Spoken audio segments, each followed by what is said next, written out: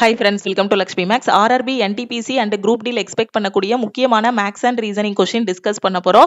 So இன்னைக்கு நம்ம discuss பண்ண போறது டே 5ஓட கிளாஸ். இதுக்கு முன்னாடி ஒரு 4 கிளாஸ் வந்து கம்ப்ளீட் பண்ணிட்டோம். அந்த கிளாஸஸ் பார்க்கலன்னா நம்ம யூடியூபோட பிளேலிஸ்ட்ல கொடுத்துருக்கோம். அந்த கிளாஸஸை நீங்க வந்து பாத்துருங்க. இன்னைக்கு கிளாஸ்க்குள்ள போறதுக்கு முன்னாடி ஒரு முக்கியமான அனௌன்ஸ்மெண்ட். நம்ம லக்ஷ்மி மேக்ஸ் ஆப்ல இருக்கக்கூடிய எல்லா கோர்சஸ்க்கும் நியூ இயருக்கான ஆஃபர் வந்து அனௌன்ஸ் பண்ணிருந்தோம். அந்த ஆஃபர் 5ஆம் தேதி வரைக்கும் உங்களுக்கு எக்ஸ்டெண்ட் பண்ணிருந்தோம். ஆஃபர் 5/1/2026 நைட்டு 12 o'clock க்ளோஸ் ஆகுது. ஜாயின் பண்ணக்கூடிய ஸ்டூடெண்ட் நம்ம டீமுக்கு கான்டாக்ட் பண்ணி ஜாயின் பண்ணிக்கலாம். ஆர்ஆர்பி என்டிபிசிக்கான 5th செலெக்ஷன் பேட்ச், குரூப் டிக்கான ஃபர்ஸ்ட் செலெக்ஷன் பேட்ச் வந்து ஸ்டார்ட் பண்ணியிருக்கோம். இதுக்கான ஃபர்ஸ்ட் வீக்கோட டெஸ்ட் 10/1/2026 வரக்கூடிய சனிக்கிழமை இருக்கும். இந்த பேட்சஸ் எல்லாமே நம்ம ஆல் இன் ஒன் கோர்ஸ்ல தான் ஸ்டார்ட் பண்ணியிருக்கோம். இந்த ஒரு கோர்ஸ்லேயே 50க்கும் மேற்பட்ட சென்ட்ரல் கவர்மெண்ட் எக்ஸாம்ஸ் எல்லாமே ஃபர்ஸ்ட் அட்டெம்ப்ட்ல கிளியர் பண்ற மாதிரி தனித்தனி பேட்சஸா கிளாஸஸ் எல்லாமே கொடுத்துருப்போம். தமிழ் அண்ட் இங்கிலீஷ்ல உங்களுக்கு கிளாஸஸ் இருக்கும். இதோட ஆப் ஃபீஸ் பாத்தீங்க அப்படின்னா 2500 ரூபாய். இன்னைக்கு ஜாயின் பண்ற ஸ்டூடெண்ட் 1799 பே பண்ணி ஜாயின் பண்ணிக்கலாம். Maths, reasoning, science, general awareness எல்லா சப்ஜெக்ட்டும் கவர் பண்ணிடுவோம். லைஃப் டைம் வேலிடிட்டி இருக்கும். Weekly plan, weekly test, study materials எல்லாமே இதுல உங்களுக்கு ப்ரொவைட் பண்ணிடுவோம். கரண்ட் அஃபேருக்கான பிடிஎஃப் கோர்ஸ், குரூப் டியோட டெஸ்ட், எம்டிஎஸோட டெஸ்ட் பேட்ச், என்டிபிசிக்கான டெஸ்ட் பேட்ச், ஆர்ஆர்பி செக்ஷன் கண்ட்ரோலருக்கான டெஸ்ட் பேட்ச், எஸ்எஸ்சி ஜிடிக்கான டெஸ்ட் பேட்ச்ல ஜாயின் பண்ற ஸ்டூடெண்ட்ஸ் 599 பே பண்ண வேண்டாம். நீங்க 399 பே பண்ணி ஜாயின் பண்ணிக்கலாம். இந்த ஆஃபர் வந்து இன்னைக்கு நைட்டு 12 o'clock க்ளோஸ் ஆகுது. ஜாயின் பண்ணக்கூடிய ஸ்டூடெண்ட் இந்த நம்பரை லக்ஷ்மி மேக்ஸ்ன்னு சேவ் பண்ணிட்டு இந்த நம்பருக்கு ஆல் இன் ஒன்னுனா I want all in one message பண்ணுங்க. கரண்ட் அஃபேர் அப்படின்னா ஐ வாண்ட் சிஏன்னு மெசேஜ் பண்ணுங்க. நீங்க மெசேஜ் பண்ணதும் டீம்ல இருந்து கான்டாக்ட் பண்ணிட்டு ஜிபே நம்பர் இல்ல அக்கௌண்ட் நம்பர் கொடுப்பாங்க. ஆல் இன் ஒன் அப்படின்னா 1799 பே பண்ணிட்டு பேமெண்டோட ஸ்கிரீன்ஷாட் சென்ட் பண்ணுங்க. டெஸ்ட் பேட்ச் அப்படின்னா 399 பே பண்ணிட்டு பேமெண்டோட ஸ்கிரீன்ஷாட் சென்ட் பண்ணீங்கன்னா பேக்எண்ட்ல இருந்து அக்சஸ் கொடுத்துருவாங்க. ஓகே, ஃபர்ஸ்ட் கொஸ்டின் பாருங்க. How many such pairs of letters are there in a word plate, both forward and backward direction, which have as many letters between them in the word as there are in English alphabetical order? Plate என்ற வார்த்தையில் முன்னோக்கி மற்றும் பின்னோக்கிய திசைகளில் எத்தனை ஜோடி எழுத்துக்கள் உள்ளன ஆங்கில அகர வரிசைப்படி? ஓகேவா? சோ எத்தனை இருக்குங்கிறத நாம வந்து கண்டுபிடிக்கணும். இப்போ PLATE பிளேட்னு எழுதிட்டேனா, இப்போ இங்க Pல இருந்து கவுண்ட் பண்ணுங்க. Pக்கு அடுத்த லெட்டர் என்னது? Q. QRST. ஓகேவா? சோ ஏதாவது வருதா உங்களுக்கு? Tல முடிஞ்சிருக்கா? QRST முடியல. ஓகேவா? சோ அப்போ நாம அடுத்ததுல இருந்து கவுண்ட் பண்ணணும். Lல இருந்து MNO. சோ ஏதாவது முடிஞ்சிருக்கா? இல்ல. அடுத்து A ல இருந்து, ஏக்கு அடுத்த லெட்டர் என்னது? BC வந்திருக்கா? இல்ல. அடுத்து Tக்கு அடுத்த லெட்டர் என்னது? U. ஓகேவா? சோ அதுவும் வரல.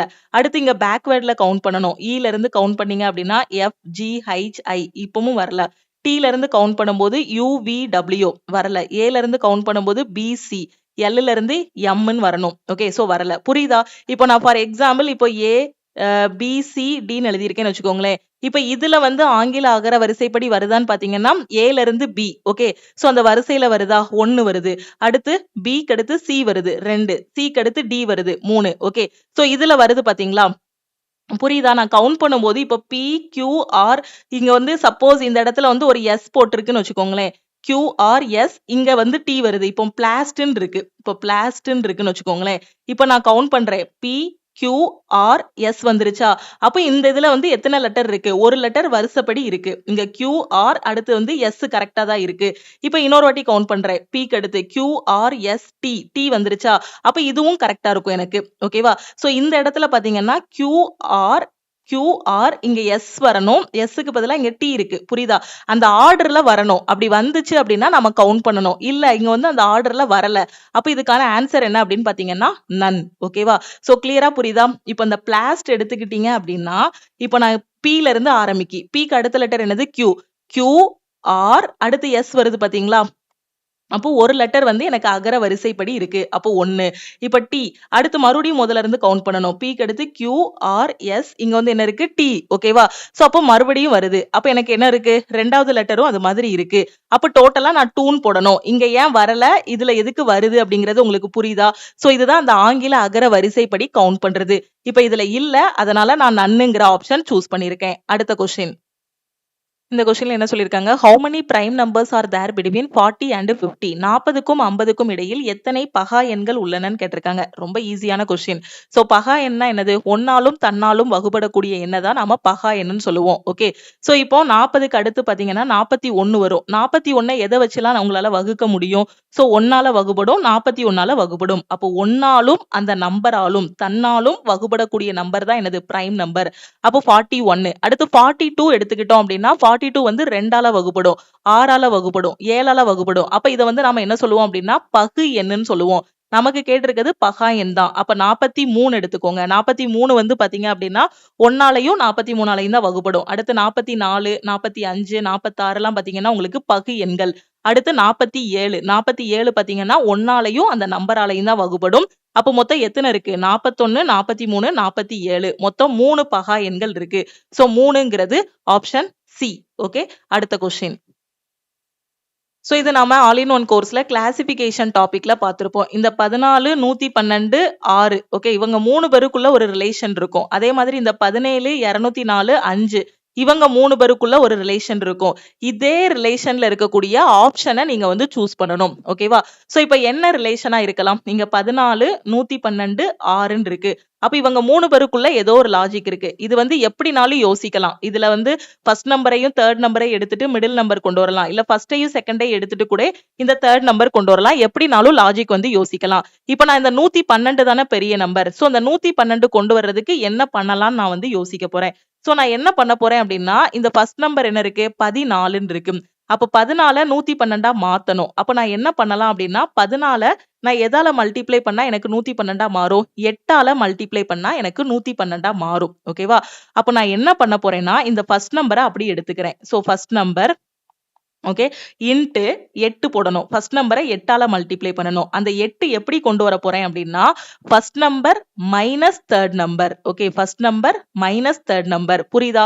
மிடில்ல இருக்கிறது பெரிய நம்பரா இருக்கா? அப்ப இதை கொண்டு வர்றது எனக்கு ஈஸி. அப்ப நான் ஃபர்ஸ்ட் நம்பர் எடுத்துக்கிறேன். 14 இன்ட்டு 8ஆல மல்டிப்ளை பண்ணா 112 ஆயிரும். அந்த 8மே நான் இந்த 3 நம்பருக்குள்ளதான் நான் கொண்டு வரணும். அப்ப நான் என்ன பண்ண போறேன், இந்த ஃபர்ஸ்ட் நம்பரையும் தேர்ட் நம்பரையும் மைனஸ் பண்ணேன்னா 8 கிடைச்சிருமா?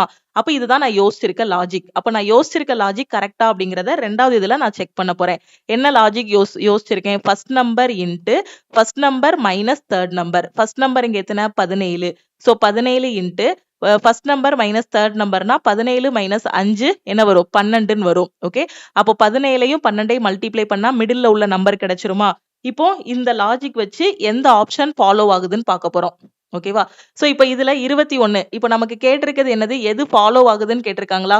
சோ கொடுக்கப்பட்ட தொகுப்பில் உள்ள எண்களால் பகிரப்பட்ட அதே தொடர்பை பகிர்ந்து கொள்ளும் விருப்பத்தை தேர்ந்தெடுக்கவும் சொல்லியிருக்காங்க. ஓகேவா? சோ இப்போ நம்ம என்ன லாஜிக் கண்டுபிடிச்சிருக்கோமோ அதே லாஜிக் எதுல ஃபாலோ ஆகுதுங்கிறத கண்டுபிடிக்கணும். அப்ப 21, 189, 12 இருக்கு. ஓகே, நான் என்ன சொன்னேன், first number into first number minus third number. First number எத்தனை, 21 இன்ட்டு சோ எனக்கு ஃபர்ஸ்ட் நம்பர் மைனஸ் தேர்ட் நம்பர்னா எனக்கு என்ன கிடைக்கும், 21 மைனஸ் 12 9ன்னு கிடைக்கும். அப்ப 21 இன்ட்டு 9 189 கிடைச்சிருச்சா? அப்ப நான் யோசிச்ச லாஜிக் படி ஃபர்ஸ்ட் ஆப்ஷன்ல எனக்கு ஆன்சர் வந்துருது. அப்ப இதுதான் ஆன்சர்னு சொல்லிடலாம். இப்ப அடுத்து இருக்கிறத நான் செக் பண்ணும்போது எனக்கு அது ஃபாலோ ஆகாது. இதுல நீங்க ஆப்ஷனை தெளிவா கவனிக்கணும். கொடுத்திருக்க இன்ஸ்ட்ரக்ஷன்ல என்ன சொல்லிருக்காங்கன்னு பார்க்கணும். select the option in which the numbers share the same relationship. இப்ப இங்க இருக்கிறதுல இது என்ன ரிலேஷன்ஷிப் ஃபாலோ பண்ணுதோ, இது என்ன லாஜிக் ஃபாலோ பண்ணுதோ அதே லாஜிக் ஃபாலோ பண்ணக்கூடிய ஒரு ஆப்ஷனை நீங்க சூஸ் பண்ணணும். ஓகேவா? இதுதான் கொடுத்திருக்க இன்ஸ்ட்ரக்ஷன். சம்டைம்ஸ் உங்களுக்கு கொஸ்டின் எப்படி கேட்பாங்கன்னா, எது ஃபாலோ ஆகலன்னு கேட்பாங்க. 3 ஆப்ஷன் ஒரே மாதிரி இருக்கும், ஒன்னு மட்டும் வித்தியாசமா இருக்கும். சோ ஆட் ஒன் அவுட் மாதிரி சூஸ் பண்ற மாதிரி இருக்கும். ஓகே, தெளிவா புரியுதா? கிளாசிபிகேஷன் டாபிக்ல இது வரும். ரீசனிங்ல ரொம்ப ஈஸியான கொஸ்டின். இப்போ இப்படிதான் லாஜிக் யோசிக்கணும்னு கிடையாது. நீங்க வேற விதமா லாஜிக் யோசிச்சாலும் கரெக்ட் தான். ஆன்சர் வந்து எல்லாருக்கும் சேமா தான் வரும். இதுல ஒவ்வொருத்தரும் ஒவ்வொரு மாதிரி லாஜிக் யோசிப்பாங்க. இந்த கொஸ்டின்ல பாருங்க, if AB and CD are two perpendicular diameters of a circle of radius 7 cm, then what will be the area of the shaded portion? கீழ ஒரு படம் கொடுத்திருக்காங்க. அந்த படத்துல பாத்தீங்கன்னா AB மற்றும் CD ஆகியவை 7 சென்டிமீட்டர் ஆரம் கொண்ட வட்டத்தின் 2 செங்குத்து விட்டம் என்றால், ஓகேவா? சோ அந்த வட்டத்தோட ஆரம் எவ்வளவு அப்படின்னு பாத்தீங்கன்னா 7 சென்டிமீட்டர்னு சொல்லியிருக்காங்க. அப்போ வெளியே ஒரு பெரிய வட்டம் இருக்கு. சோ அந்த படம் உங்களுக்கு விசிபிளா இருக்கும்னு நினைக்கிறேன். சோ இதுல வெளியே ஒரு படம் இருக்கு. ஓகே, ஒரு வட்டம் இருக்கு. இருக்கு. இதோட ரேடியஸ் எவ்வளோ அப்படின்னு பாத்தீங்கன்னா 7 சென்டிமீட்டர்னு சொல்லியிருக்காங்க. இதுல ஏபிசிடி பாத்தீங்கன்னா பெர்பெண்டிகுலர் டயாமீட்டர் அப்படிதானே. ஒரு வட்டம் இருக்கு அப்படின்னா அதோட மையத்துல இருந்து இப்படி கோடு போடுறோம் அப்படின்னா அது ஆரம்னு சொல்லுவோம். ஓகேவா? சோ அதே இது இங்கேயும் சேர்த்து இது ஆரம், இதுவும் ஆரம். மையத்துல இருந்து எந்த பக்கம் கோடு போட்டாலும் அதை ரேடியஸ்ன்னு சொல்லுவோம். அதே இது இந்த பக்கத்துல இருக்க இதையும் சேர்த்தோம் அப்படின்னா நமக்கு என்ன கிடைக்கும்? விட்டம் கிடைக்கும். வட்டத்தோட இந்த பகுதியில இருந்து இந்த பகுதி வரைக்கும் ஒரு கோடு போட்டோம்னா அது பேர் தான் டயாமீட்டர். அப்ப இங்க ஏபிங்கிறதும் டிசி அதாவது சிடிங்கிறது என்னது உங்களுக்கு டயாமீட்டர். ரெண்டுமே எப்படி இருக்கு? ஒண்ணுக்கு ஒண்ணு செங்குத்தா இருக்கு, பெர்பெண்டிகுலரா இருக்கு. ஓகே, அததான் சொல்லியிருக்காங்க. இந்த ஏபியும் இந்த சிடியும் ஒண்ணுக்கு ஒண்ணு செங்குத்தா இருக்கக்கூடிய இந்த வட்டத்தோட விட்டம் அப்படின்னு சொல்லியிருக்காங்க. அப்போ இந்த நிழலிடப்பட்ட பகுதி இருக்கு இல்லையா, இந்த ஷேட் பண்ண பகுதி இருக்கு இல்லையா, இதோட பரப்பளவு என்னன்னு கேட்டிருக்காங்க. ரொம்ப ஈஸியான கொஸ்டின். ஓகே, எப்படி கண்டுபிடிக்க போறோங்கிறத பாருங்க. இந்த ஷேட் பண்ண ரீஜியனோட பரப்பளவு கேட்டிருக்காங்க. அப்ப நான் எப்படி கண்டுபிடிக்க போறேன்னா, இந்த பெரிய வட்டம் இருக்கு இல்லையா, இதோட ஏரியா ஃபர்ஸ்ட் கண்டுபிடிக்க போறேன். ஓகே, சோ பெரிய வட்டத்தோட ஏரியா. ஓகே, சோ பெரிய வட்டத்தோட ஏரியா கண்டுபிடிக்க போறேன். கான்செப்ட புரிஞ்சுக்கோங்க, ஈஸியான கொஸ்டின் தான். பெரிய வட்டத்தோட ஏரியா கண்டுபிடிச்சு அதுல இருந்து எதை மைனஸ் பண்ண போறேன்னா, பெரிய வட்டத்தோட ஏரியா கண்டுபிடிச்சு அதுல இருந்து இந்த முக்கோணம் இருக்கு இல்லையா, இந்த முக்கோணத்தோட ஏரியாவையும், ஓகே, சோ இந்த ட்ரையாங்கிளோட ஏரியாவையும் அதே மாதிரி நான் வேற எதை மைனஸ் பண்ண போறேன்? இந்த சர்க்கிளோட ஏரியா. ஓகே, இந்த சர்க்கிளோட ஏரியாவையும் மைனஸ் பண்ணேன் அப்படின்னா எனக்கு இந்த ஷேட் பண்ணப்பட்ட பகுதி கிடைச்சிருமா? நல்லா கவனிங்க. உங்களுக்கு தேவையானது இந்த நிழலிடப்பட்ட பகுதியோட பரப்பளவு தான் தேவை. இந்த ஷேடட் ரீஜியனோட ஏரியா தான் தேவை. ஃபர்ஸ்ட் இந்த ஃபுல் பகுதியோட பரப்பளவு என்னன்னு கண்டுபிடிங்க. ஓகே, அந்த ஃபுல் பகுதியோட பரப்பளவுல இருந்து இந்த வட்டத்தோட பரப்பளவையும் இந்த முக்கோணத்தோட பரப்பளவையும் கழிச்சிட்டோம், ஓகே, நீக்கிட்டோம் அப்படின்னா இந்த ஷேட் பண்ண பகுதியோட பரப்பளவு கிடைச்சிருமா? இதுதான் கான்செப்ட். ஓகே, இப்போ இந்த பெரிய சர்க்கிளோட ரேடியஸ் என்னன்னு சொல்லிட்டாங்க கொஸ்டின்லே 7 சென்டிமீட்டர்னு சொல்லிட்டாங்க. அப்போ வட்டத்தோட பரப்பளவுக்கான ஃபார்முலா என்ன? Pi r square. ஓகே, பையோட வேல்யூ என்ன? 22/7 இன்ட்டு ரேடியஸ் எவ்வளவு? 7. 7 இன்ட்டு 7. அப்ப கேன்சல் பண்ணோம் அப்படின்னா உங்களுக்கு என்ன கிடைக்கும்? 154 சென்டிமீட்டர் ஸ்கொயர்னு கிடைக்கும். அப்ப பெரிய வட்டத்தோட ஏரியா வந்து கிடைச்சிருச்சு. ஓகே, அப்ப இதுல இருந்து நான் எதெல்லாம் கழிக்கணும்? முக்கோணத்தோட ஏரியாவையும் கழிக்கணும், சர்க்கிளோட ஏரியாவையும் நான் கழிக்கணும். ஓகே, சோ முக்கோணத்தோட ஏரியா கண்டுபிடிங்க. முக்கோணத்தோட ஏரியாவுக்கான ஃபார்முலா என்ன? half into b into h. Okay, so இதுதானே முக்கோணத்தோட ஏரியாவுக்கான ஃபார்முலா. ஓகே, இப்ப நல்லா கவனிங்க. இப்போ இந்த முக்கோணம் ஏபிசி, முக்கோணம் ஏசிபி இல்லனா முக்கோணம் ஏபிசி, இதான முக்கோணம். இதோட பரப்பளவு தான் கண்டுபிடிக்க போறோம். இதோட ஹைட் எவ்வளவு உங்களுக்கு? இது பாக்குறதுக்கு எப்படி இருக்கு? ஒரு செங்கோண முக்கோணம் மாதிரி இருக்கா? சோ எப்படினாலும் நீங்க எடுத்துக்கலாம். ஓகே, சோ இப்போ இதுதான் முக்கோணம் ஏபிசி எடுத்துக்கோங்க. இதோட பரப்பளவு எப்படி கண்டுபிடிக்கலாம்? முக்கோணம் ஏபிசியோட பரப்பளவு வந்து half இன்ட்டு இதோட உயரம் எவ்வளவு? ஏபி. ஓகே, இதோட உயரம் எவ்வளவு? AB. Okay, half into AB into இது எவ்வளவு? ஓசி. ஓகே, ஏபி இன்ட்டு ஓசின்னு போடலாமா? So AB into OC. Okay, so ஒரு முக்கோணம் இருக்கு, ஏபிசின்னு முக்கோணம் இருக்கு, ஏபிசி. ஓகே, சோ இப்போ இந்த முக்கோணத்தோட பரப்பளவு கண்டுபிடிக்கிறதுக்கு நாம என்ன பண்ணிருக்கோம்? அதோட base into height. Okay, so இதோட பேஸ் பாத்தீங்க அப்படின்னா, நான் இதை ஹைட்னு சொல்லிட்டேனா, இதோட பேஸ் பாத்தீங்க அப்படின்னா உங்களுக்கு எவ்வளவு வந்திருக்கு? பேஸ் வந்து எவ்வளவு? கொஸ்டின்லயே கொடுத்திருக்காங்க. இந்த ஓல இருந்து பி வரைக்கும் 7 அப்படின்னா ஏல இருந்து பி வரைக்கும் எவ்வளவு? இது ஒரு 7 இருக்கும், இது ஒரு 7 இருக்கும், 14 வருமா? அப்போ half இன்ட்டு 14 இன்ட்டு ஓசி. ஓசியோட வேல்யூ எவ்வளவு? வட்டத்தோட மையத்துல இருந்து எந்த பக்கம் கோடு போட்டாலும் அதுதான் ஆரம். கொஸ்டின்லயே சொல்லிட்டாங்க. இந்த வட்டத்தோட மையத்துல இருந்து பாத்தீங்கன்னா ஆரம் வந்து 7 சென்டிமீட்டர். அப்போ மையத்துல இருந்து இங்க கோடு போட்டிருக்கோம். அப்ப இது வந்து எவ்வளவு? 7 சென்டிமீட்டர். ஓகேவா? சோ அப்போ உங்களுக்கு அடிப்பக்கம் எவ்வளவு? ஏபி வந்து 14. புரியுதா? ஏன்னா ஆரம் 7ன்னா ஏல இருந்து பி வரைக்கும் எவ்வளவு வரும்? 14 வரும். ஓசி எவ்வளவு வரும்? ஹைட் வந்து 7 வரும். ஓகே, சோ இன்ட்டு 7ன்னு போட்டுடலாம். இப்ப கேன்சல் பண்ணும்போது 7 டைம்ஸ் போகும். உங்களுக்கு ஆன்சர் என்ன வரும்? 49 சென்டிமீட்டர் ஸ்கொயர்னு கிடைக்கும். ஓகே, அப்ப அந்த முக்கோணத்தோட பரப்பளவும் நான் கண்டுபிடிச்சாச்சு. இப்ப நான் யாரை கண்டுபிடிக்கணும்? இந்த வட்டத்தோட பரப்பளவு, இந்த உள்ள இருக்க இந்த சின்ன வட்டம் இருக்கு இல்லையா, இதோட பரப்பளவு கண்டுபிடிக்கணும். அப்ப இதோட பரப்பளவுனா இதோட ரேடியஸ் எனக்கு வேணும், அப்படிதானே? அப்போ இதுல இருந்து இதுவரை உங்களுக்கு எவ்வளவு? 7ன்னு தெரியும், அப்படிதானே? ஏன்னா டிசிங்கிறது இந்த சிடிங்கிறது விட்டம்னு தெரியும். அப்ப இதுல இருந்து இதுவரை 7னா இதுல இருந்து இதுவரை உங்களுக்கு எவ்வளவு இருக்கும்? 7 இருக்கும். ஓகே. அப்ப இந்த டீல இருந்து இந்த பாயிண்ட் நான் வச்சிருக்கேன் பாத்தீங்களா? ஓ இருக்கு இல்லையா பாயிண்ட். அப்ப ஓவுக்கும் டிக்கும் உள்ள டிஸ்டன்ஸ் எவ்வளவு இருக்கும்? 7 சென்டிமீட்டர் இருக்கும். ஓகே. அப்ப இந்த வட்டத்தோட ஆரம் எனக்கு வேணும். அப்ப ஆரம்னா எவ்வளவு? இந்த உள்ள இருக்க வட்டத்தோட விட்டம் எவ்வளவு? ஓடி தான் விட்டம். ஓகே. விட்டத்துல பாதி தான் ஆரம். அப்ப 7ல பாதி எவ்வளவு? 3.5. அப்ப இந்த வேல்யூ வந்து உங்களுக்கு எவ்வளவு இருக்கும்? 3.5 இருக்கும். அப்ப இதோட ரேடியஸ் எவ்வளவு? 3.5 சொல்லலாம். இல்லனா 7/2 சொல்லலாம். ஓகே. இந்த ஓடி தான் உள்ள இருக்க சின்ன வட்டத்தோட விட்டம். அப்ப அதோட ரேடியஸ் என்ன வரும் உங்களுக்கு? இதுல பாதி வரும். அப்ப 7/2. அப்ப அந்த வட்டத்தோட பரப்பளவுக்கான ஃபார்முலா என்ன? சின்ன வட்டத்தோட பரப்பளவு. ஓகே. ஸ்மால் சர்க்கிளோட பரப்பளவு பை ஆர் ஸ்கொயர்னு போட்டுறலாம். 22/7 இன்ட்டு அத 3.5னாலும் போட்டுக்கோங்க. இல்ல 7/2 7/2னாலும் போட்டுக்கோங்க. ஒண்ணும் பிரச்சனை இல்ல. சோ கேன்சல் ஆகிரும். சோ இது வந்து 11 டைம்ஸ் போகும். சோ 77/2 இருக்கும். அப்ப 77/2ங்கிறது உங்களுக்கு என்ன வரும்? 3 2 6 7 2 8 2 16. சோ 38.5 கிடைக்கும். ஓகே.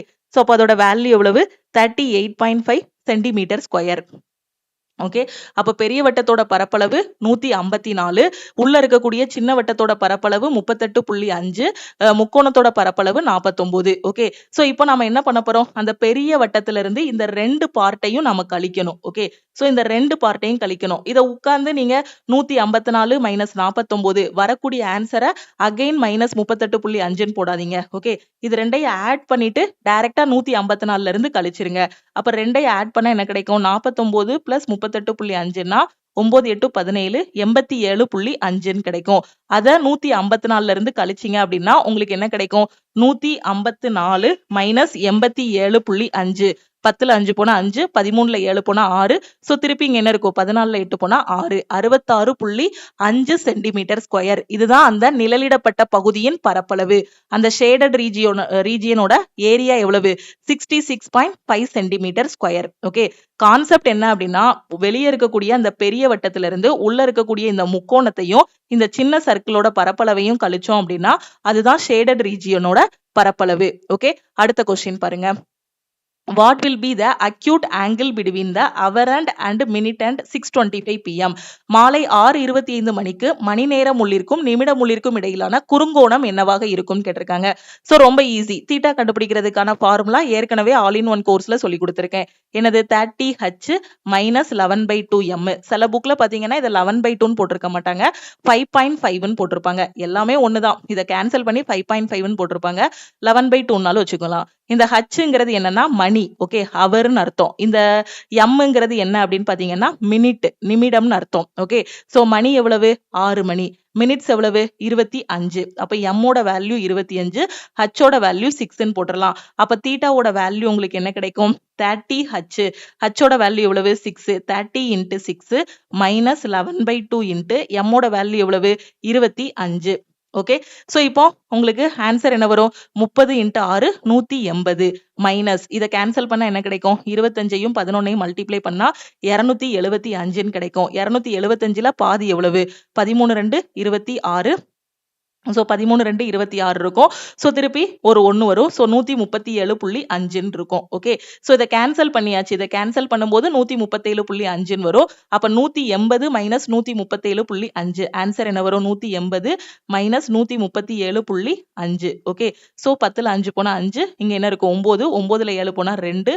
இங்க என்ன இருக்கும்? 7. 7ல 3 போனா 4. 42.5 டிகிரி. அப்ப 42.5 டிகிரிங்கிறது ஆப்ஷன் சி. ஓகே. சோ சில புக்ல பாத்தீங்க அப்படின்னா இதை வந்து ஸ்டெப் பை ஸ்டெப்பா சொல்லியிருப்பாங்க. ஆர்எஸ் அகர்வால் புக் எடுத்து பாத்தீங்க அப்படின்னா அதை ஒரு தீட்டா ஒரு டிகிரிக்கு மாத்தி கன்வெர்ட் பண்ணி அந்த மாதிரி பண்ணிருப்பாங்க.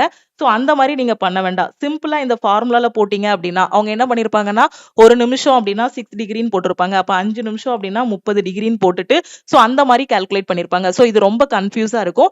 நீங்க என்ன பண்ணுங்கன்னா உங்களுக்கு கோணம் கேட்டிருக்காங்க அப்படின்னா என்ன பண்ணணும் அப்படின்னா theta equal to 30h minus 11/2m இதுல சப்ஸ்டியூட் பண்ணீங்க அப்படின்னா குயிக்கா உங்களுக்கு வந்து ஆன்சர் வந்துரும். நீங்க அந்த ஒரு நிமிஷத்துக்கு 6 டிகிரிங்கிறதெல்லாம் மனப்பாடமே பண்ண வேண்டாம். அதை வச்சு நீங்க கால்குலேட் பண்ண வேண்டாம். சோ அது சுத்தி போற மாதிரி இருக்கும். டைரக்டா இதுல சப்ஸ்டியூட் பண்ணீங்க அப்படின்னா ஹச்னா அவரு, எம்னா மினிட் சப்ஸ்டியூட் பண்ணீங்க அப்படின்னா குயிக்கா ஆன்சர் வந்துரும். ஓகே. கிளியரா புரிஞ்சிருச்சா? அடுத்த கொஸ்டின் பாருங்க. ஸோ இது போக இன்னும் நிறைய கொஷின்ஸ் இருக்கு. ஸோ இந்த கொஷின்ஸ் எல்லாத்தையும் நம்ம அடுத்தடுத்த கிளாஸ்ல வந்து டிஸ்கஸ் பண்ணலாம். உங்க ஃப்ரெண்ட்ஸும் ரயில்வே எஸ்எஸ்சி ப்ரிப்பேர் பண்ணிட்டு இருக்காங்க அப்படின்னா மறக்காம அவங்களுக்கும் இந்த வீடியோவை ஷேர் பண்ணுங்க. ஸோ டெய்லி வரக்கூடிய கிளாஸஸை மிஸ் பண்ணாம பாருங்க. அது மட்டும் இல்லாம நாளையில இருந்து நாம கரண்ட் அஃபேருக்கான கிளாஸஸும் டிஸ்கஸ் பண்ண போறோம். ஸோ மார்னிங் வரக்கூடிய கரண்ட் அஃபேர் கிளாஸ், ஈவினிங் வரக்கூடிய இந்த மேக்ஸ் அண்ட் ரீசனிங்கான கிளாஸஸையும் பாருங்க.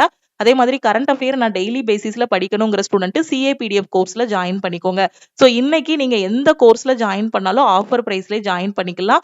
ஸோ நியூ இயர் ஆஃபர் வந்து நைட்டு 12 கூட க்ளோஸ் ஆக போகுது. ஜாயின் பண்ணக்கூடிய ஸ்டூடெண்ட் டீமுக்கு கான்டாக்ட் பண்ணி ஜாயின் பண்ணிக்கோங்க. ஸோ இதுதான் டீமோட வாட்ஸ்அப் நம்பர். நான் இப்போ தான் குரூப் டி அப்ளை பண்ணியிருக்கேன், என்டிபிசி அப்ளை பண்ணியிருக்கேங்கிற ஸ்டூடெண்ட் ஆல் இன் ஒன் கோர்ஸில் ஜாயின் பண்ணிக்கோங்க. ஸோ இன்னைக்கு ஜாயின் பண்ணுறீங்க அப்படின்னா 1799 பே பண்ணி ஜாயின் பண்ணிக்கலாம். ஓகேவா? அதே மாதிரி கரண்ட் அஃபேரோ இல்லை டெஸ்ட் பேட்ச்லையோ ஜாயின் பண்ணுறீங்க அப்படின்னா 399 பே பண்ணி ஜாயின் பண்ணிக்கலாம். எந்த டெஸ்ட் பேட்ச் ஜாயின் பண்ணாலும் சரி, குரூப் டி, எம்டிஎஸ்சி, என்டிபிசி, எஸ்எஸ்சி, ஜிடி, செக்ஷன் கண்ட்ரோலர்னு எந்த டெஸ்ட் பேட்ச் ஜாயின் பண்ணாலும் நீங்கள் வந்து ஆஃபர் ப்ரைஸ்லேயே ஜாயின் பண்ணிக்கலாம். ஸோ டீமுக்கு மறக்காம வாட்ஸ்அப்பில் மெசேஜ் பண்ணுங்க. நம்ம லக்ஷ்மி மேக்ஸோட டெலிகிராம் சேனல் அண்ட் குரூப்ல ஜாயின் பண்ணல அப்படின்னா டெலிகிராம் சேனல் அண்ட் குரூப்லையும் ஜாயின் பண்ணிக்கோங்க. இன்ஸ்டாகிராம்லையும் லக்ஷ்மி மேக்ஸை ஃபாலோ பண்ணிக்கோங்க. தேங்க்யூ.